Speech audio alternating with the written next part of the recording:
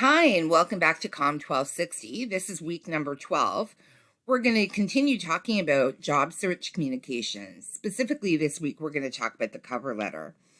Before I get started, though, I should warn you about a couple of things. One, my headset has broken.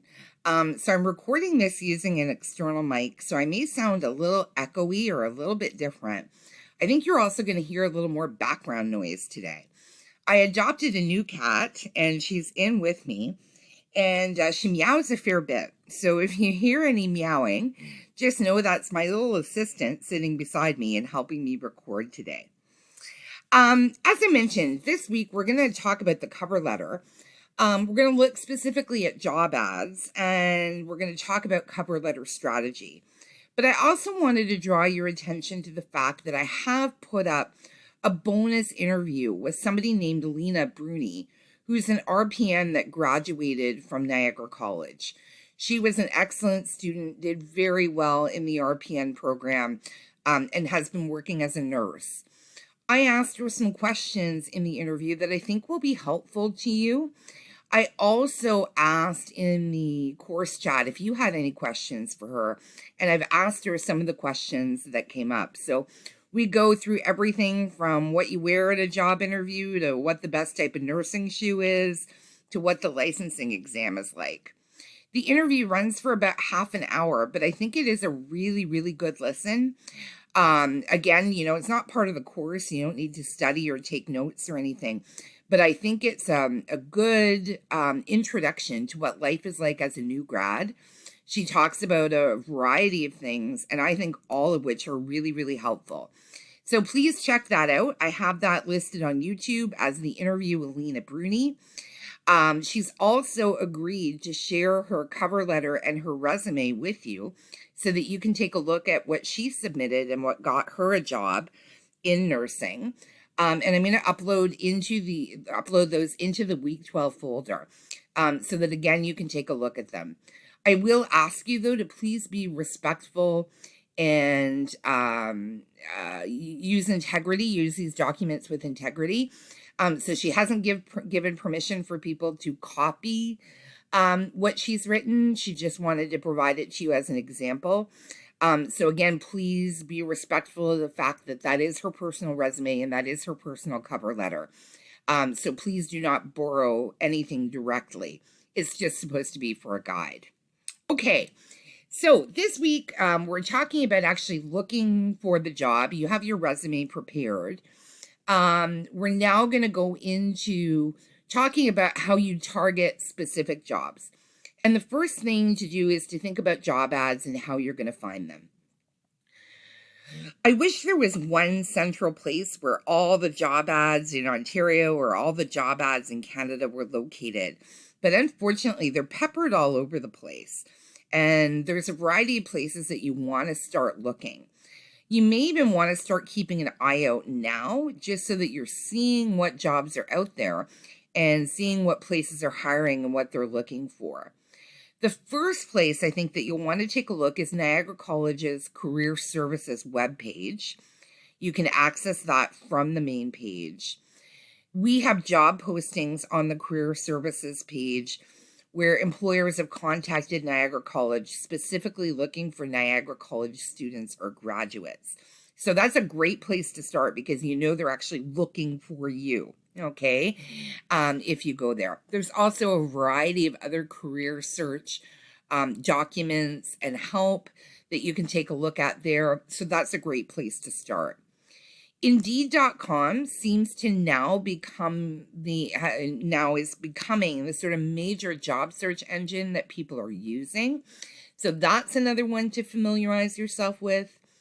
Another thing that a lot of people overlook are job ads through the Government of Canada or the Government of Ontario. Oftentimes, if it's a government type job, they're posted through the Government of Canada or through the Government of Ontario. There's a lot of interesting nursing work that's available through the government. Finally, you can simply do a search, and I just did one this morning, and I was amazed at what came out. RPN with your desired geographic area. So if you're planning to stay in the Niagara region, try RPN Welland or RPN St. Catharines or RPN Grimsby. If you're thinking about moving, take a look at what's available in other cities, and you'll see different jobs pop up depending on the geographic area that you're looking at. So take a look at those. I'm going to suggest, even though I know you're sort of early days, you're only in your second term, but please take a look at these various sites so that you get an idea of what's out there. It's also important to remember, though, that there's a lot of hidden jobs. So a lot of jobs go unadvertised. It costs an employer money to put out a job advertisement.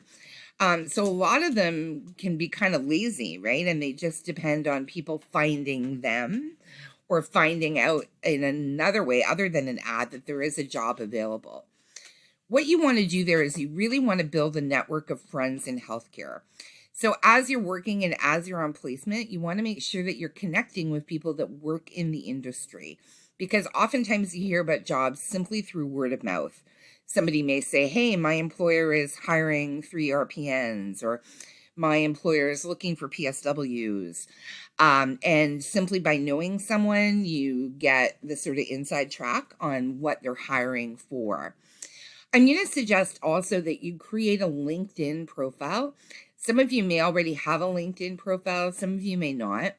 If you're unfamiliar with it, LinkedIn is kind of like a professional Facebook. Okay, it's a social network that allows people to network professionally. You might want to set up a LinkedIn profile right now that identifies you as a nursing student, and you might want to start connecting with other people that are working in the industry. So again, right, as you're working various placements or working various jobs, connecting with people, right, through LinkedIn is a great way to hear about job opportunities that are out there, especially, again, those job opportunities that don't necessarily go advertised. So remember that you're creating a network. Even though you're a student right now, you are meeting people in the industry, and these people may be very valuable connections for you later on in terms of finding out about jobs. If you're looking at job ads, though, specifically, what you want to do before you start writing a cover letter is actually break the job ad down. So you want to take a really close look at it, and you want to take a look at the qualifications and the desired skills that the employer is looking for. A rule of thumb is that you should apply for the job if you have 75% or higher in terms of the skills and qualifications that the employer is looking for. So you may not always be a perfect match. It's nice when you are, when you look at something and you can say, yeah, have that, have that, have that. But every so often, you'll find a situation where you don't quite fit everything, but you fit most of the qualifications. It's still worth applying in that case. If you're under 75% of what the, desired skills and qualifications are, of course, you can still apply. You can still send in a resume and a cover letter, but you don't have as good a chance, okay, of getting called in for an interview.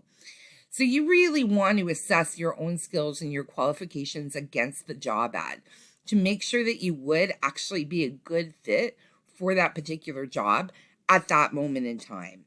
And remember, as you continue your career and as you continue your education, you're going to be able to tick off more and more of those qualifications and skills that employers are looking for. So don't get discouraged at first, especially when you see job ads that'll say, they're looking for 3 to 5 years of experience or something like that.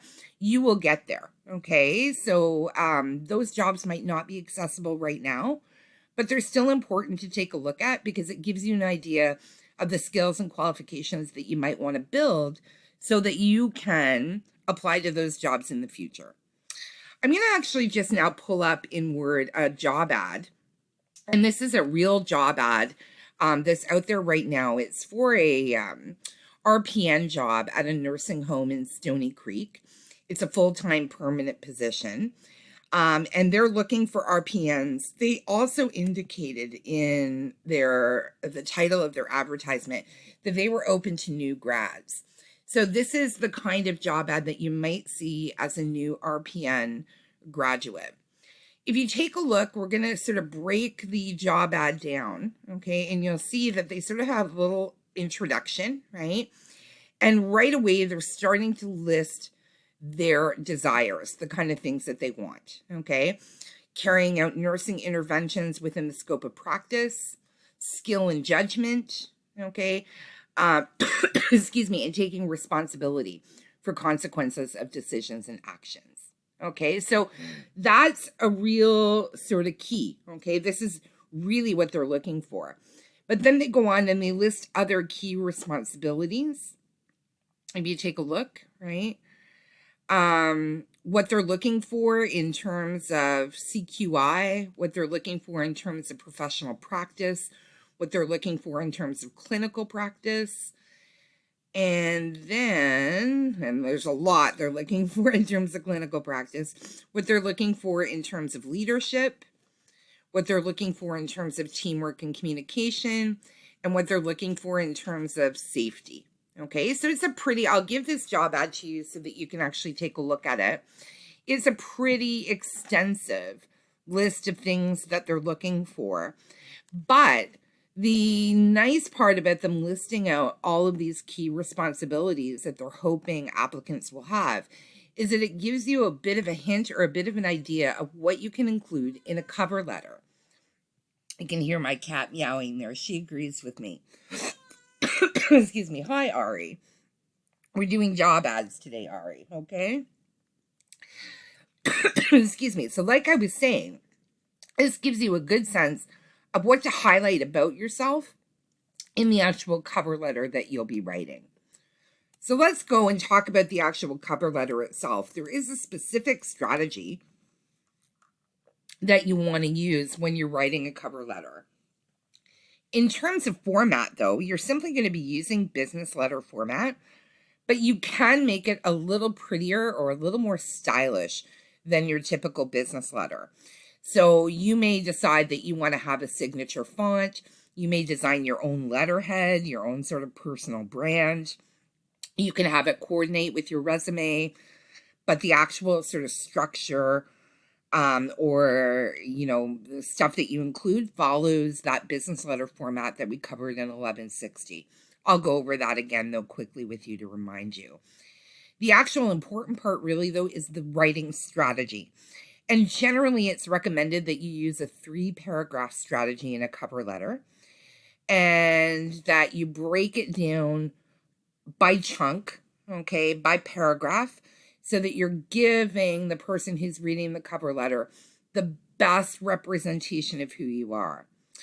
So paragraph number 1 really is your introduction. So think of it as kind of introducing yourself to the person who'll be reading your letter. And you want to indicate in the introduction what position you're applying for, because many companies may be hiring for a variety of positions.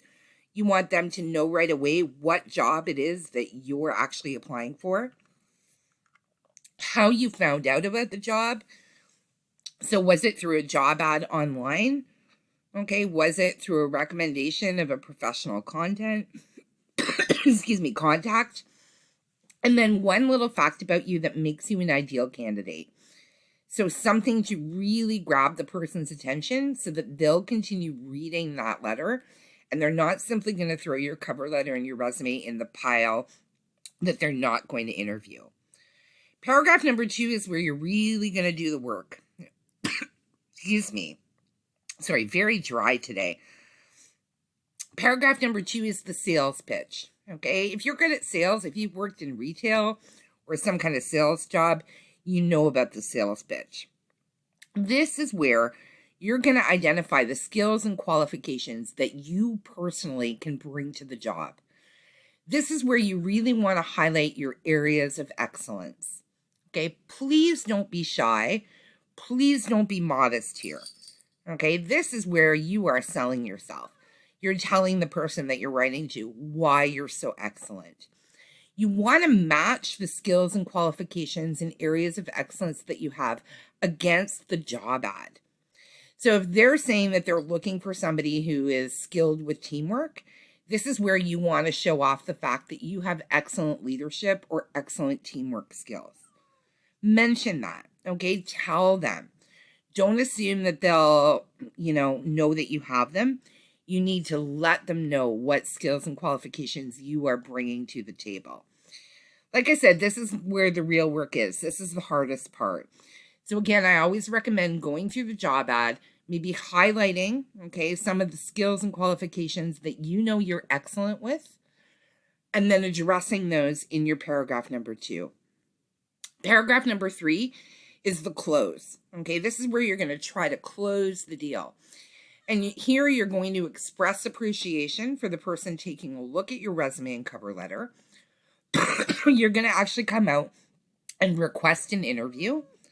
And you're also going to let the person know how to reach you. So even though you've put your phone number or your email or whatever up at the top, repeat it in the closing paragraph so that they don't have to look for it. So that after they've read the letter, if they say, wow, this person is really great, I want to call them right away to book an interview, they don't have to search for the phone number. I have a handout that I'm going to give you in the week 12 folder that goes over the strategy in a little more detail. I just want to draw your attention to some of the stuff here on the handout. The cover letter, right, should really be your own, and it should be unique because it's a reflection of you. You want to make sure that you personalize every cover letter that you write. So don't just create one generic cover letter that you send out to 100 different places without any changes to it. Make sure that you personalize each one. It's a lot of work, but you'll end up with better results by doing so. So make sure, that you're not just using something generic. You also want to identify your readers by investigating the hiring manager or the interviewer for that particular company. The nice part is we can do this really easily on the internet. So if you're seeing a job ad, but you don't actually see somebody's name to apply to, do a little bit of research. Go to the website for that particular organization. Find out who the head of human resources is, or find out who the director of care is, and address your cover letter to that person. Be zealous, be enthusiastic for the company and for the occupation, and be confident, as I mentioned to you before, in conveying your skill set. Not the time to be humble. This is the time to show off. You put in a lot of time, effort, and money into your nursing studies. Now it's time to show everything off. You want to avoid to whom it may concern. And again, you want to end your cover letter with a strong paragraph saying that you'd love to speak further about the position and give the reader some instructions about how to get in touch with you. I've also included a sample, that's done up in business letter style, so that you can take a look at this as you are crafting your own cover letter. So again, up at the top, it starts with your name and address and your methods of contact. Then we have over here on the side, I'll just go through this quickly because again, this is just review. The name of the person that you're writing to, the company, the street address, skip a line.